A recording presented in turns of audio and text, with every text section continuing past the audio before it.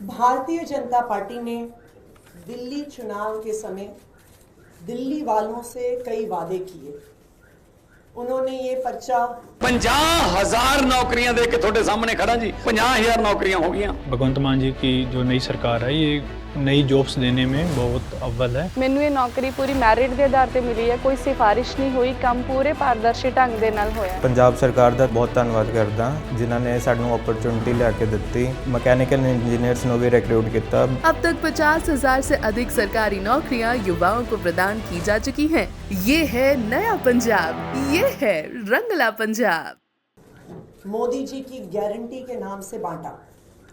इसमें पहला वादा है कि दिल्ली की हर महिला को 2,500 रुपए प्रति माह की आर्थिक सहायता दी जाएगी। भारतीय जनता पार्टी ने ये बार बार कहा कि जैसे ही सरकार बनेगी पहली कैबिनेट की बैठक में दिल्ली की हर महिला को 2,500 रुपए की आर्थिक सहायता का निर्णय होगा और 8 मार्च तक दिल्ली की हर महिला के खाते में 2,500 रुपए की पहली किश्त आ जाएगी। भारतीय जनता पार्टी के सूत्रों के हवाले से हमें पता चला है कि न सिर्फ 2,500 रुपए महीने बल्कि जो बाकी सारे वादे भी भारतीय जनता पार्टी ने किए थे उनको पूरा करने का भारतीय जनता पार्टी का कोई भी इरादा नहीं है। अभी भारतीय जनता पार्टी के अंदर विधायकों के बीच में लड़ाई झगड़ा चल रहा है कि कौन किस विभाग का मंत्री बनेगा, कि कौन कितनी लूट कर सकता है।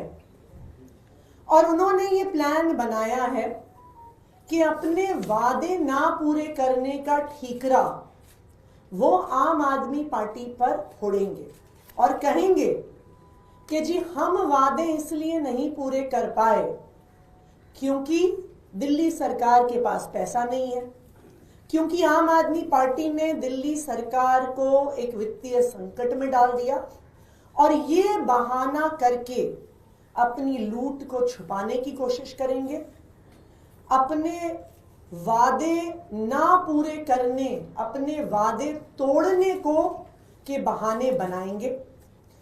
तो आउटगोइंग मुख्यमंत्री होने के नाते मैं आज दिल्ली वालों के सामने पिछले 10 साल में दिल्ली में जो इकोनॉमिक ग्रोथ हुआ है, आम आदमी पार्टी ने जो इकोनॉमिक ग्रोथ किया है, मैं आज दिल्ली वालों के सामने रखना चाहती हूं कि भारतीय जनता पार्टी आने वाले समय में कोई भी बहाने ना बना पाए और दिल्ली वालों को किए गए वादों को पूरा करे।